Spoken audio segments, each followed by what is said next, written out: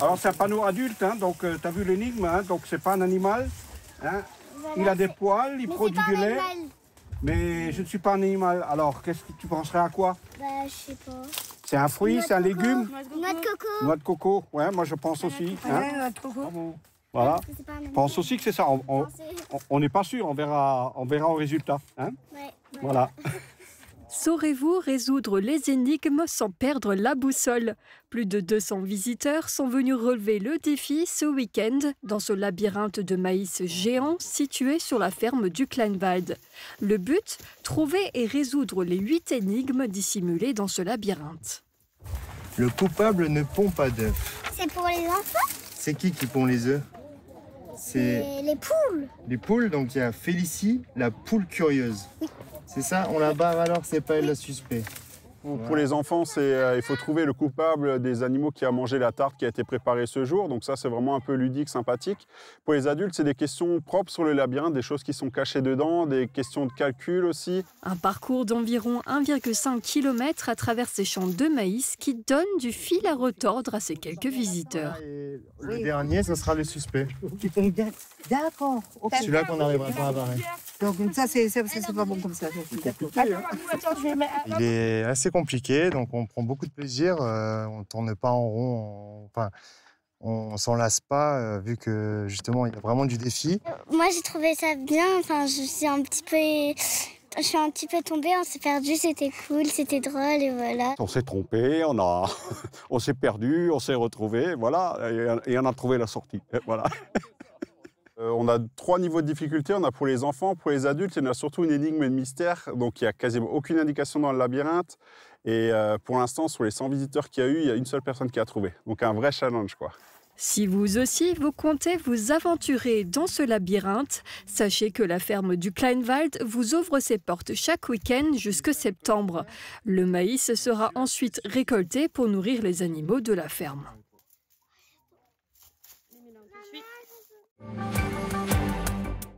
Un nouveau glacier a ouvert ses portes pour l'été à Rohrbach-les-Beach. À sa tête, la famille Ildirim. Elle propose 24 sortes de glaces artisanales. Pour l'instant, elles ne sont servies que sur la terrasse en raison d'une contrainte préfectorale. Le glacier est ouvert tous les jours de 14h à 21h, au moins jusqu'à fin septembre. Si le succès est au rendez-vous, l'établissement prévoit de réaménager les locaux pour accueillir les clients à l'intérieur.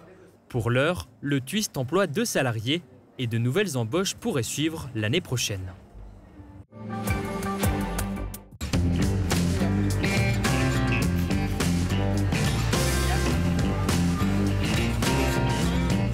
Cet été, ce n'est pas la plage et le soleil qui attendent Emma et Héloïse, mais des journées de travail bien remplies.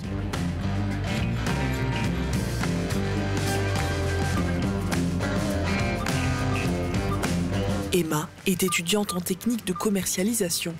C'est le 2e été qu'elle travaille en caisse. Comme c'était une bonne expérience l'été dernier, je me suis dit pourquoi pas revenir. J'ai repassé un entretien et j'ai réclamé. C'était un petit peu en lien avec mes études, en relation client. Donc là, c'est un peu l'occasion aussi de continuer un peu sur cette lancée. Et son rôle ne se limite pas seulement à passer et encaisser les articles. Il y a tout ce qui est vigilance aussi dans les casiers. Des fois, les gens ils oublient des papiers, mais en général, ils sont derrière. Il y a tout ce qui est comptage de caisse en fin de journée, nettoyage de la caisse.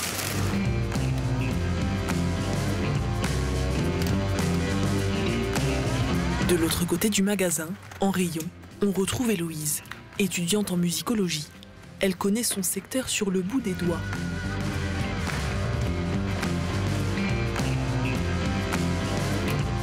Je fais partie du rayon auto, brico et animalerie. Donc on est 3. Donc je ne me cherche pas tous les jours de l'animalerie. Par exemple, là je suis rayon ampoules du coup. Elle veille à ce que tous les produits soient bien rangés et disponibles. On remplit ça. Après on voit si on a des commandes qui sont arrivées. Et on doit checker les bons de livraison, on va voir si tout est OK. Et après on fait ça. Sinon des fois on fait des têtes de bundle, un peu, donc tout ce qui est en promo, tout ça. C'est assez, ça change un peu tous les jours, des fois c'est un peu plus calme, mais bon. Caisse, rayon, drive, des saisonniers indispensables pour cette grande surface pendant la période estivale. Il faut qu'on ait une bonne expérience client l'été. Le magasin doit continuer à être plein, propre, avoir ses prix.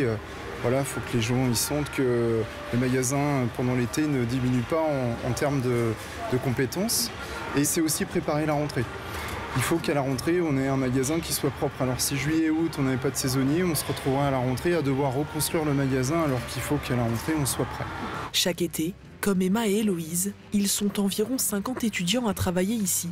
Des expériences à prendre pour ces jeunes et des effectifs non négligeables pour les entreprises.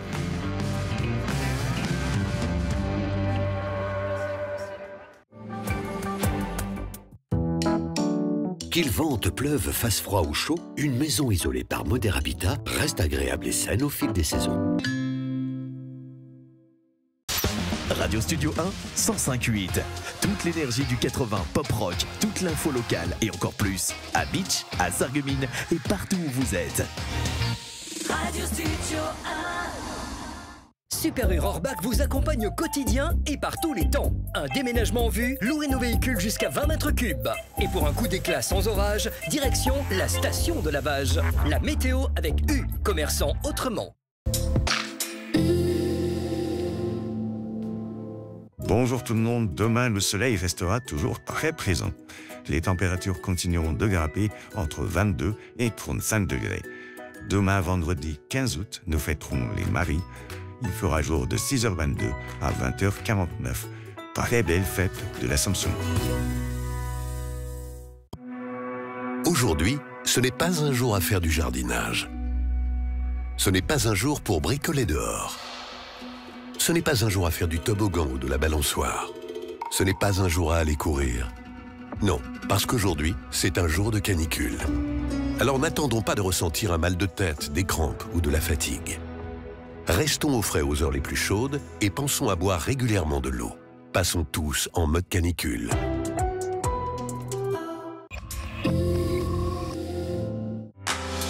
Cet été, sublimez vos barbecues avec Intermarché Sarreguemines et Beach. Nos rayons boucherie et poissonnerie vous proposent un large choix de brochettes, viande marinée et poissons frais prêts à passer sur le grill. Pour des instants gourmands, conviviaux et toujours à prix juste. Intermarché, tous unis contre la vie chère. Besoin de vider une habitation, un jardin, des locaux professionnels, rapidement et sans souci? B&B Débarras est là pour vous. Une équipe qui gère tout avec soin et efficacité et valorise vos objets pour réduire vos coûts. Devis gratuit et intervention rapide. Plus d'infos sur Facebook ou notre site internet. Le CFA BTP Moselle est à Sarreguemines, avec 7 formations accessibles en apprentissage et en formation continue dans les domaines métier du plâtre et de l'isolation, carreleur et mosaïste, peintre applicateur de revêtement, génie climatique, maçonnerie et maintenance des bâtiments. Inscription ouverte toute l'année par téléphone au 03 87 63 71 08. J'ai reçu mes premiers appareils auditifs, mais si mon audition s'aggrave, est-ce que je dois les changer? Bonjour. La passion de l'audition vous rassure. Les appareils auditifs sont conçus pour s'adapter aux évolutions de votre audition et nous vous suivons tout au long de l'année. Et tous ces services sont compris dans le prix de votre appareillage.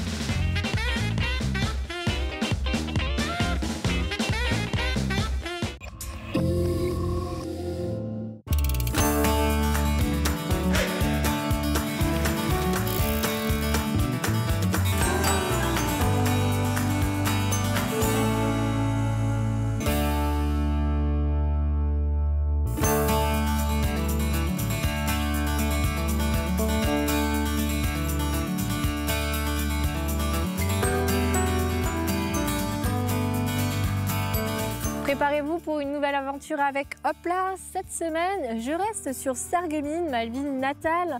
Il est temps pour moi de redécouvrir ses rues, son histoire et tous ces petits trésors que l'on oublie parfois de regarder. Accompagnée d'une guide passionnée, Arlette Kremer, je vous emmène à la découverte du patrimoine historique et faïencier de cette belle cité, autrefois fleuron de l'industrie de la faïence. Sarreguemines, une ville où il fait bon vivre et qui mérite qu'on prenne le temps de la voir ou de la revoir autrement. pour préparer mon parcours, je me suis aidée d'un plan fourni par l'Office du tourisme de Sarreguemines et j'ai mixé 2 circuits pour n'en faire plus qu'un. Mais tout de suite, rejoignons Marie-Morgane découvrir un restaurant du secteur. Chers parents, aujourd'hui j'ai fait un arrêt à la brasserie de la mairie, un établissement historique de Sarreguemines.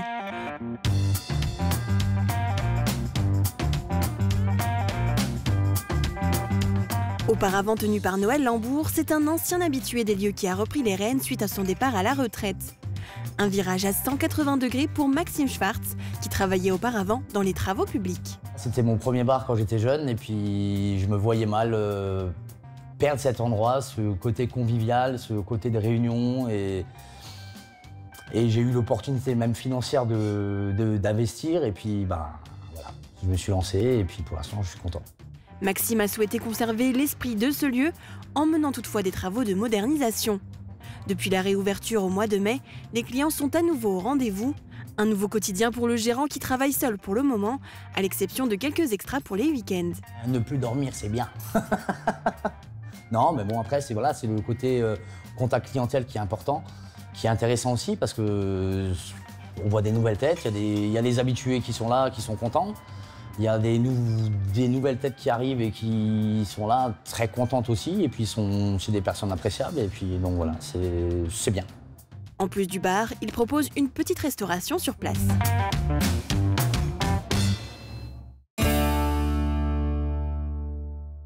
Bonjour.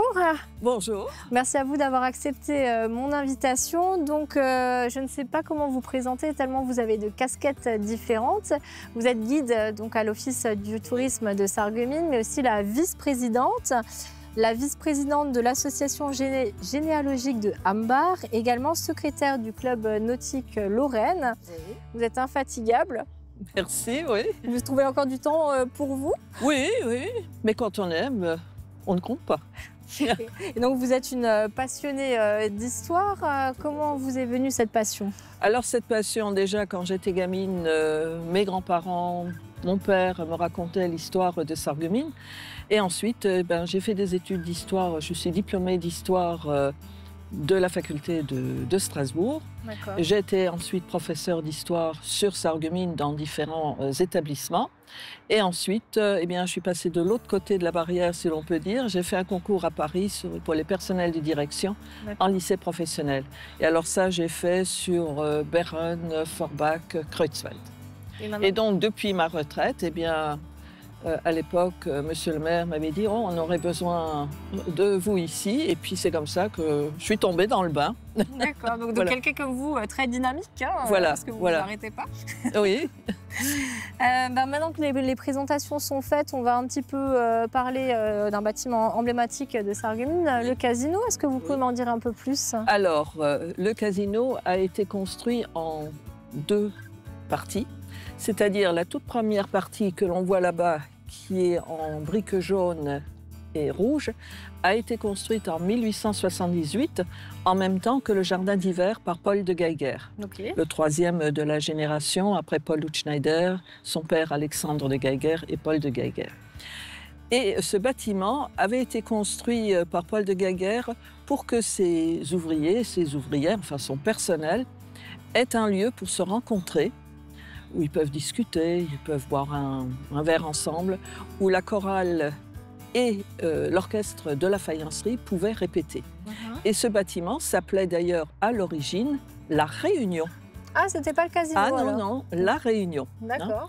Ensuite, il va construire, en 1880, il construira le pavillon, qui est du Jugendstil, c'est-à-dire de l'art nouveau. On le voit avec les briques rouges, avec les sculptures. Oui, puis elle a une architecture un peu extravagante. Voilà. Et donc, il avait son bureau là, au premier étage. Et ça devait être la porte d'entrée de l'usine 4. En effet, il avait ouvert l'usine 4 en 1871, quand son père lui a donné la direction de l'ensemble de l'entreprise, quand lui, il est parti à Paris. D'accord. Et c'est donc la première fois qu'on construit un bâtiment de la faïencerie sur la rive droite, parce que jusqu'à présent, toute la faïencerie se trouvait sur la rive gauche. Donc ça, c'est construit en 1880. Et en 1890, eh bien, il va rajouter la deuxième partie du bâtiment, qui a un auditorium de 250 places, qui a une acoustique merveilleuse que nous utilisons encore actuellement. Oui, c'est une salle de spectacle. Voilà, c'est une salle de spectacle. Bon, on a mis des fauteuils plus confortables. À l'époque, il y avait des chaises. Et il a créé une grande salle de bal qui a été utilisée pour les grandes réceptions de l'usine, tout simplement. Et puis maintenant, bon, c'est des salles de réception ou pour les expositions utilisées par la mairie de Sarreguemines. Et enfin, il terminera l'ensemble en 1900 avec le kiosque à musique qui se trouve un petit peu à droite là, du casino. Alors, comment on est venu au nom de casino? Oui, j'allais vous poser la question. Eh bien, c'est quand les Allemands sont venus par après, la difficulté était de traduire le mot réunion. Versammlungshaus, ça ne sonne pas très bien. Donc, ils sont remontés à une racine grecque, et qui voulait dire donc casino.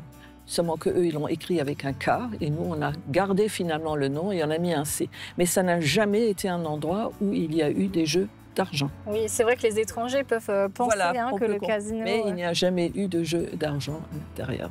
Voilà. Et c'est donc une grande partie du patrimoine de Sarreguemines. La ville est connue pour ces bâtiments ici. Ok, ben merci beaucoup pour toutes ces précisions. Il faut noter aussi qu'au rez-de-chaussée du casino, on y trouve maintenant un restaurant. Tout à fait. Et puis ça va me permettre, moi aussi, de lancer la pastille cuisine. Regardez. Bonjour. Aujourd'hui, on va faire une charlotte aux fraises parce que la saison des fraises, elle commence maintenant. Pour cela, il nous faut 20 boudoirs, 500 g de fraises, 50 centilitres de pudding. Et puis, on va tremper ça dans le sirop et on va faire le tour du moule. Au départ, je trempe les boudoirs dans le sirop et je fais le tour du moule.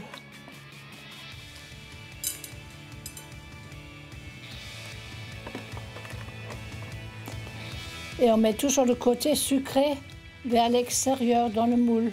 Les petits bouts, je les mets au fond pour combler.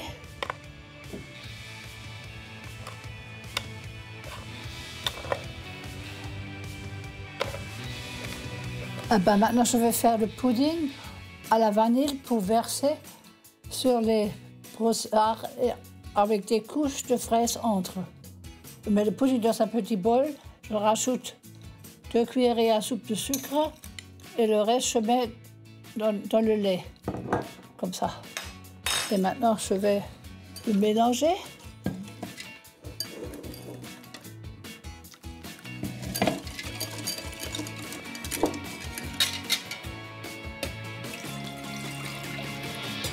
Maintenant, on va faire le pudding.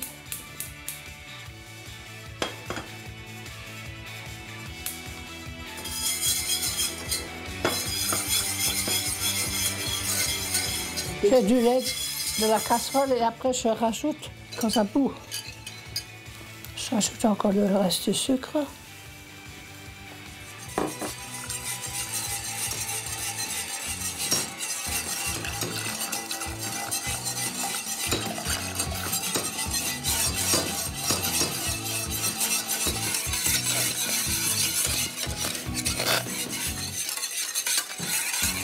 Voilà.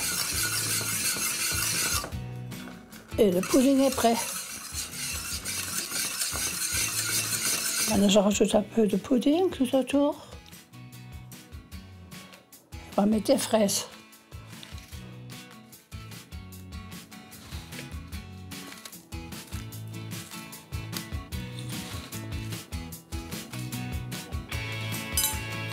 Je rajoute une couche de biscuit. Je mets de nouveau une couche de pudding. Maintenant, je mets de nouveau des fraises.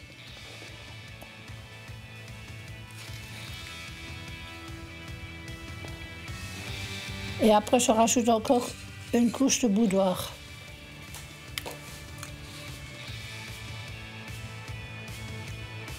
Il n'y a rien qui se perd. Tout se mange. Voilà. Maintenant, je ferme le couvercle. Je vais mettre maintenant ma charlotte au frigo pendant 2 heures. Et après, vous la déboulez et bonne dégustation.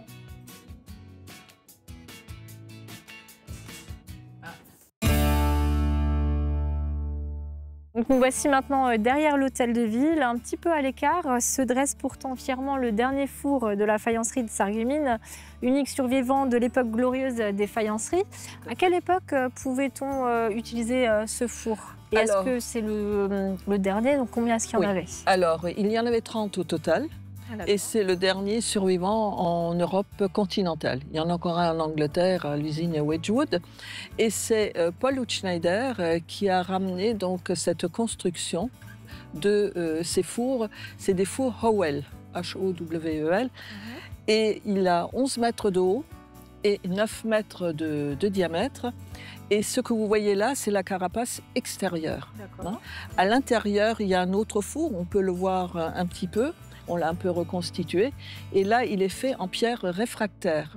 C'est-à-dire que tout autour, vous avez les foyers et les flammes qui vont remonter et qui vont lécher ce qu'on appelle les casettes, avec un Z, c'est-à-dire les contenants où il y a la marchandise dedans, les assiettes, les vases, les sculptures, etc. Et ces casettes sont également en pierre réfractaire. Alors, il y avait à côté de chaque four, il y avait une cheminée qui était plus haute que le four. La fumée était aspirée par le bas et bien sûr rejetée vers l'extérieur. Quand moi j'étais gamine, il y en avait encore 3 au total, mais les 2 autres étaient trop abîmés par les dégâts de la guerre. On a eu beaucoup de chance d'avoir encore ce four maintenant. Ils ont fonctionné jusque quand alors ces fours? Alors ces fours donc, ont fonctionné jusqu'au 19e siècle parce que Paul de Geiger, une fois qu'il a construit l'usine 4, avait des fours électriques. C'était des fours rectangulaires de 100 mètres de long où la marchandise rentrait sur des rails. Hein, voilà. Et surtout, on gagnait du temps parce que là, la première cuisson durait 72 heures. La deuxième, 48. La troisième, 36. La quatrième et éventuellement les suivantes, 24 heures. Et pour faire de la porcelaine, on monte à 1250 degrés. Et pour la faïence, pardon, à 950. Et quand on a utilisé, alors au début, il fonctionnait au charbon de bois, après au bois. On avait de la chance parce que le bois venait par flottage sur la Blise. Et après 1860, eh bien, on a eu le charbon, grâce à Alexandre de Geiger, qui, au Parlement de Paris, avait demandé à ce qu'on ait un canal et un chemin de fer. Et il faut 6 tonnes de charbon par cuisson. Ah oui. Oui, voilà. Ça en fait quelques tonnes, effectivement. Certains de nos artisans locaux utilisent des fours plus modernes et surtout moins encombrants pour cuire leur création. On va découvrir tout de suite une autre personne présente sur notre territoire.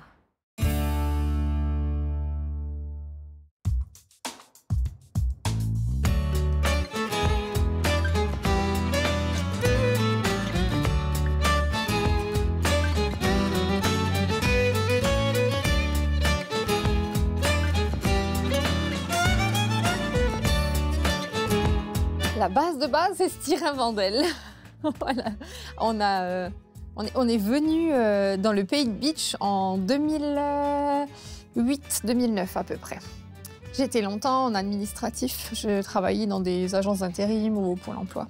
Ça me convenait pas. C'est pas quelque chose pour moi, rester dans un bureau, assise. Moi, j'ai besoin de bouger, de voir du monde, voilà. Et puis ça, c'est un métier, c'est complet quand on fait... Quand on a son entreprise, autant on doit être commercial le matin, pâtissière à 10h, à midi je vais devenir encore une autre personne. Enfin voilà, la journée est tellement variée qu'on n'a pas le temps de s'ennuyer. J'ai passé mon CAP pâtisserie en candidat libre en 2022 et mon CAP boulanger en candidat libre en 2023. Que j'ai obtenu tous les deux. Son mari et ma fille étaient derrière moi à 100%. D'ailleurs, les kilos étaient là aussi, à force de goûter, de tester. Mes voisins aussi, je pense qu'ils en ont même eu marre. Parce qu'ils me disaient non à un moment, tellement ils n'en pouvaient plus de goûter des choses. Inventer des recettes, créer des choses, essayer de... Enfin, rappeler des souvenirs, ça c'est aussi important. Ça rappelle des fois des moments, certains goûts, certaines odeurs, les textures. Nous, c'est vrai qu'on fait beaucoup de cookies, j'aime bien les faire parce qu'on peut décliner comme on veut et au gré de ses envies même du jour. On va se lever le matin, je vais me dire, oh bah tiens, c'est la saison de ça, on va pouvoir faire avec des framboises, avec des fraises. Au départ, effectivement, j'ai été habituée à faire seule. Et là, maintenant que j'ai intégré les AT, c'est différent. Il y a des moments, effectivement, quand on fait des ateliers ou quand j'ai Johan avec moi, on fait effectivement, ça fait des moments un peu différents. Voilà, on apprend à travailler différemment. C'était un gros travail sur moi, parce que quand on est justement longtemps seul aussi, on n'a pas ce réflexe de devoir donner des informations ou comment faire. Donc au début, il fallait presque réapprendre à travailler avec une autre personne. Et étant dans un ESAT, il faut aussi mettre les formes. C'est différent, certaines choses, certains handicaps n'ont pas le second degré ou quand on veut rigoler avec eux. Donc il faut toujours faire attention quand on parle, quand on transmet des informations, comment on les transmet. Mais la plupart du temps, ça se passe bien. Voilà. Des fois, il y a de la farine un petit peu partout, on rigole, mais globalement, c'est très bien. On livre encore une partie nous-mêmes parce que j'essaye souvent de faire deux choses en même temps, de récupérer de la marchandise en même temps que je livre. On fait aussi partie d'un réseau qui est le réseau Eden, où on est vraiment beaucoup de monde dans le secteur. Et on est relativement souvent sur les mêmes points. Donc on essaye toujours de s'arranger entre nous pour essayer de ramener la marchandise de l'une, de l'autre. Et voilà. Et de temps en temps, les AT, quand il y a des besoins, ils me livrent aussi si j'ai besoin. Il faut vraiment profiter du jour, du moment présent. Voilà. Voilà. Il peut arriver plein de choses dans la vie et on ne sait pas où on sera ce soir ou demain. Donc profitez vraiment de la personne qui est en face de toi, avec toi et du moment présent. Même si ce n'est pas facile tous les jours d'appliquer, mais on essaye.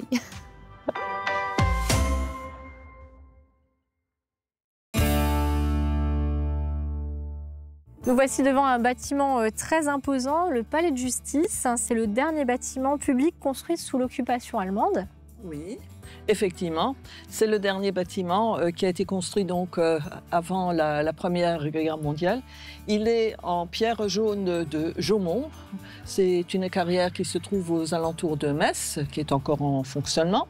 Et les Allemands voulaient quelque chose de majestueux qui rappelle également l'Antiquité, d'où on a ces magnifiques colonnes doriques. Et on le voit, il est très imposant. Et puis, il y a nos petits angelots, enfin les lanternons avec les angelots. Oui, il y a une petite anecdote. Il y a une petite anecdote, oui. Effectivement, tous nos petits angelots sont émasculés. Et il semblerait que ce soit un membre d'un clergé qui, une nuit, est venu avec une pince et qui les a émasculés. Pour deux raisons. D'une part, il disait que les anges n'avaient pas de sexe. D'accord. Et que deuxièmement, on ne montrait pas son sexe au public. Ah bah voilà. On les a jamais retrouvés. Et ils sont restés tels quels. Bah voilà. Donc voilà. Ils sont mignons. Et vous vouliez nous parler aussi d'autre chose, du monument aux morts qu'il y a juste en face? Oui, alors le monument aux morts, si vous regardez de près, il y a marqué « à nos morts ». Et c'est typique à la Moselle et à l'Alsace, parce que dans tout le reste de la France, on dit « mort pour la France ». Alors cela vient de notre histoire spécifique, parce qu'il ne faut pas oublier que de 1871 à 1919, au traité de Versailles, nous étions allemands. Donc les hommes ont combattu dans l'armée allemande, dans la Première Guerre mondiale. Voilà. Non, les malgré nous, c'est la Deuxième Guerre mondiale. Pardon. Voilà. Et donc ensuite, on est redevenu français jusqu'en 1940, quand les nazis sont arrivés, et on a à nouveau été allemand jusqu'en 1945. Et là, ce sont les malgré nous. Alors, pour éviter, parce qu'il y avait des familles où il y avait des personnes qui étaient dans un camp et dans l'autre, mais toujours malgré leur consentement, donc on a résolu ce problème. Donc, en Alsace et en Moselle, on a à nos morts. Ok, voilà. Et bien comme ça, on le saura. Voilà. On va s'éloigner à présent de la ville et vous présenter les ponts de la vallée de la Bise. Très peu de gens s'en souviennent encore, mais en 1913, une passerelle fut construite dans le verger à l'arrière du 10 rue des Jardins à Blies-et-Bersin. Elle était l'œuvre d'Edmond Vogelgesang, propriétaire de la maison et du dit verger. Elle reliait le banc de la commune de Blies-et-Bersin en Moselle annexé au banc de la commune allemande de Abkirchen. Une passerelle pour piétons soutenue par 18 vieux tonneaux à huile, d'où son nom, Die Fäserbrücke auf der Blies. Franchir la passerelle coûtait 5 pfennig, puis plus tard 10 pfennig. Cette passerelle fut-elle rentable? Nul ne le sait vraiment. Mais elle apporta sans doute une petite rentrée d'argent supplémentaire à son propriétaire. Le berceau de Bliesbruck est ici, rive droite de la Blies. Mais les édifices publics sont aujourd'hui rive gauche, parce que ce grand pont qui enjambe la rivière n'a pas toujours été aussi facile à traverser. Après la première évacuation en 1939, le pont est dynamité à l'instar de toutes les autres passerelles sur la Blies. Au retour, les habitants découvrent un pont de fortune qui souffrira encore des bombardements. Finalement, le 24 décembre 1944, les habitants évacuent le village une seconde fois avec armes et bagages et la traversée du pont est difficile. C'est peut-être pour cela que Bliesbruck s'est construit après la guerre, rive gauche de la Blies, les villageois craignant sans doute d'être un jour pris au piège du mauvais côté du pont.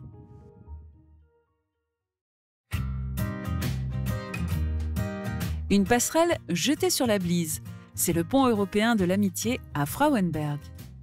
Inauguré en 1989 par Jean-Marie Rauch, alors ministre du Commerce extérieur et originaire de Frauenberg. Mais avant ce pont, il y en avait un autre, en pierre, construit vers 1760. Il a tenu jusqu'en 1939. Dynamité par les Français au début de la guerre, il a plusieurs fois été remplacé par des passerelles de fortune jusqu'à l'arrivée des Américains qui ont installé un pont Bailey. Le pont actuel est aujourd'hui un symbole de paix et d'amitié qui s'affiche chaque année lors de la traditionnelle fête du pont.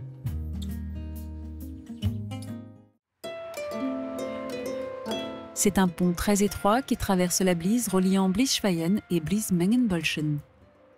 Bien caché de la grande rue par les habitations qui longent la ruelle qui s'y rend, il n'en est pas moins fréquenté pour autant. Piétons et cyclistes l'empruntent chaque jour. Ce trait d'union est pour chacune des deux localités la porte du paradis.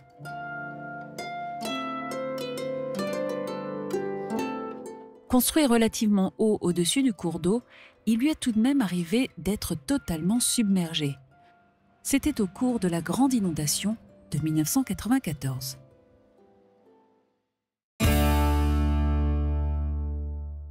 Alors à quelques pas du palais de justice se trouve un autre bâtiment remarquable, la gare. Elle a en plus bénéficié d'une restauration il y a peu. Oui, effectivement, une restauration récente ces 2 dernières années. On a remis en valeur ce grès gris des Vosges et c'est l'avant-dernier bâtiment qui a été fait par les Allemands, c'est-à-dire à la fin du 19e siècle. Et cette gare a été très attendue par les industriels à l'époque. Tout à fait, mais elle ne ressemblait pas à ça, parce que le premier train qui est entré en gare en 1865 au mois de décembre, c'était la ligne Bénin-Sarreguemines. C'était une gare. C'était une baraque en bois, si vous voulez. Ah oui, d'accord. Oui, la gare a été construite beaucoup plus tard, quand les liaisons vers l'Alsace, etc., vers Metz, se sont développées. Mais au départ, non. Et je suppose que ça devait être une joyeuse cacophonie sur les quais de la gare. On parlait le français, l'allemand et puis sans doute le Platt. Le Platt. Et voir là, est-ce que vous parlez le Platt? Ah oui, ja, ich rede Platt. Ja, ich rede Platt. Und ich mache viele Besichtigungen im Festival Merete Platt, also die Stadt. Und dieses Jahr machen wir etwas Neues, machen wir die 2 Museen, machen wir auch in Platt. Ok, très bien. Eh ben, peut-être qu'on y sera alors. Voilà. Mais en tout cas, je vous propose d'aller découvrir tout de suite une expression en Platt. Est-ce que vous arrivez à lire ça à voix haute? C'est quoi? C'est des hiéroglyphes que vous m'avez montré là. Pas du tout. Pas du tout, aucun. Le patois, pas du tout. Je suis vraiment désolé. Nächste Mal drehst du Zung 3-mal im Mund rum, bevor das dreht. Nächste Mal denkst du Zug 3-mal im Mund herum, bevor das der Rest. Qu'est-ce que ça veut dire en français? La prochaine fois, tu tournes 3 fois la langue dans la bouche avant de parler. Bravo! Ah!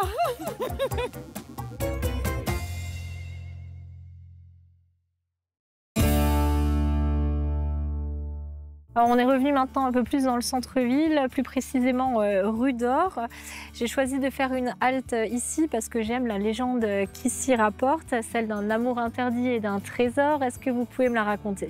Voilà, alors tout d'abord, on est déjà dans la rue d'Or. C'était la rue la plus riche de l'époque. C'était la rue des joailliers, des grands de la ville. Et effectivement, il y a une belle légende ici. C'est-à-dire que la fille du chef de l'armée, entre guillemets, qui surveillait un peu Sarreguemines, était amoureuse folle d'un jeune homme qui faisait partie de cette armée. Mais le papa n'était pas d'accord que sa fille fréquente ce jeune homme. Et puis arrive un jour que le papa est fait prisonnier et on lui demande une rançon en ducats. Où trouver l'argent? La jeune fille est en pleurs, elle va se coucher et elle fait un rêve durant la nuit qu'au pied d'un chêne qui se trouve au bas de la rue, il y a une encoche et que là-dedans, il y aurait un trésor. Donc, le lendemain matin, que fait-elle? Eh bien, elle va voir son amoureux, elle lui raconte son rêve et il dit, ben bien, on va voir. Et effectivement, il y avait un trésor. Alors, elle lui dit, eh ben, écoute, tu vas le donner, tu vas payer la rançon. Et le papa, donc, a été délivré. Et alors, il ne pouvait plus s'opposer à l'amour de sa fille, vu qu'il avait été délivré grâce au futur gendre. Alors ça finit bien, hein, pas voilà, comme Roméo et Juliette. Voilà, comme les belles histoires. Ils furent heureux. Je ne sais pas s'ils ont eu beaucoup d'enfants, par contre. Bon, maintenant, on va rejoindre Sandrine qui, à travers des petits quiz, nous fait découvrir le territoire. Par contre, elle ne va pas nous faire gagner des pièces d'or. Hop là, c'est l'heure de jouer et on se retrouve aujourd'hui devant le château Hutschneider, le château de la Casque. Et je suis en compagnie de Thaïs. Bonjour Thaïs. Coucou. Alors, on va reprendre le jeu comme on a l'habitude de faire, c'est-à-dire que je vais te poser 2 petites questions qui sont issues du jeu du pays de Sarreguemines Beach. Et on va tester ta culture locale sur le territoire. Est-ce que tu le sens bien? Ça devrait bien se passer. Alors déjà, première question, tu viens d'où? De Velflin.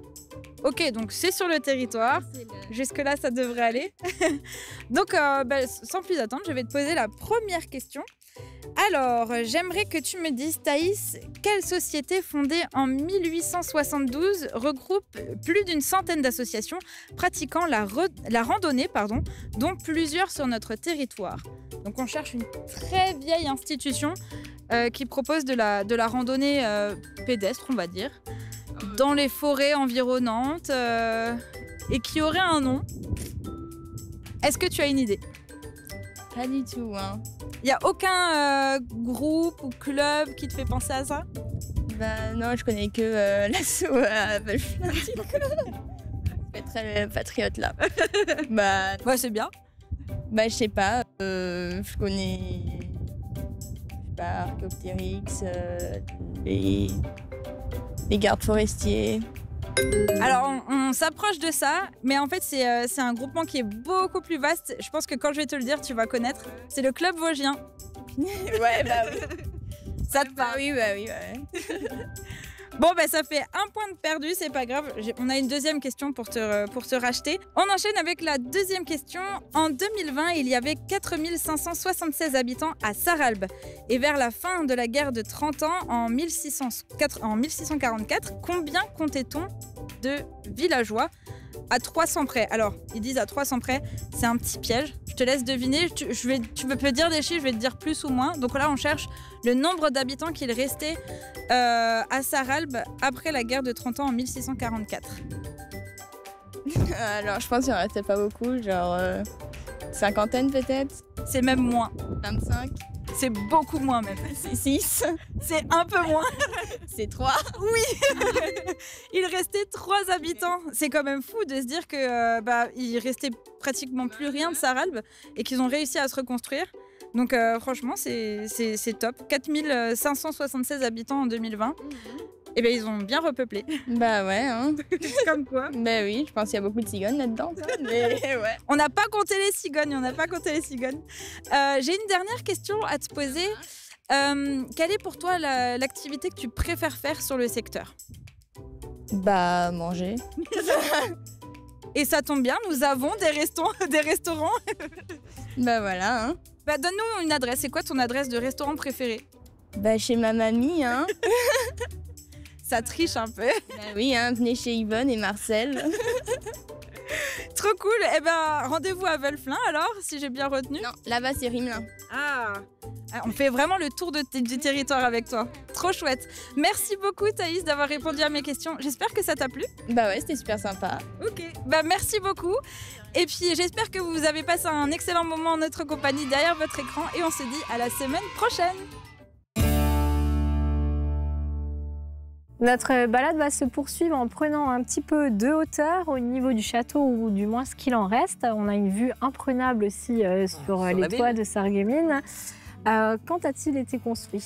Alors, ce château a été construit au XIIIe siècle, XIVe siècle, pour le duc de Lorraine. Nous étions un duché de Lorraine. Et il a été entièrement rasé lors de la guerre de 30 ans, 1618-1648, par les Suédois. D'accord. Il faudra attendre un peu plus tard, sous Louis XIV, où il sera reconstruit. Alors effectivement, il avait été construit pour une idée de surveillance de toute la vallée, et il était en hauteur dans la ville fortifiée. Il faut savoir qu'au pied de ce château, des seigneurs y vivaient, au pied du château, on avait deux chapelles, la chapelle Sainte-Catherine et la chapelle Saint-Nicolas. Et ce château était donc à l'intérieur de la ville fortifiée, comme on l'a déjà dit un peu plus tôt, et il y avait donc deux rues, la rue Haute qui était la rue de France et la rue Basse qui était la rue d'Or. Donc tout le long des remparts, il y avait 10 tours. Tout à fait. Et ces remparts ont été enlevés quand, en 1865, on a créé la voie de chemin de fer qui se trouve ici en contrebas et qui est utilisée actuellement par le tram. Sarrebruck-Sarreguemines. Voilà. Voici place du marché, une place qui a été très joliment rénovée il y a peu de temps. Est-ce que c'était réellement la place du marché à l'époque? Oui, ça a toujours été la place du marché. Déjà à l'époque des seigneurs, il y avait 2 marchés par semaine. Et même à un moment donné, ça s'appelait la place du Palais, parce que là où il y a maintenant le Café de Paris, il y avait l'hôtel de ville, qui malheureusement a été détruit par les bombardements durant la Deuxième Guerre mondiale. Et donc ça a été reconstruit, mais au départ c'était un magnifique bâtiment. Et on a un autre très joli bâtiment juste derrière moi. Voilà, alors ça c'est un bâtiment qui a été construit en pierre jaune de Jaumont, à nouveau, et de style florentin. On le voit avec les figures des lions, des figures humaines, les messieurs avec leurs grandes barbes. Et c'était une banque. On voit là-haut le mot « bank ». Alors, il faut vraiment lever la tête pour le voir. Voilà. Et là, on a une petite statue dans l'alcôve. C'est une statue qui avait été ramenée par nos charpentiers tyroliens après la guerre de 30 ans. Je te remercie vraiment pour toutes les anecdotes que tu nous as distillées tout au long du parcours. Merci beaucoup pour cette balade. J'espère que vous continuerez encore longtemps à nous faire partager votre passion. Et puis au plaisir de se recroiser. Tout à fait, pour un autre circuit. Voilà, peut-être la balade des belles demeures. Pourquoi pas? Pourquoi pas? Il y a beaucoup de choses à voir et à connaître. Merci. Merci. De mon côté, je vous dis à la semaine prochaine pour de nouvelles découvertes. Et hop là!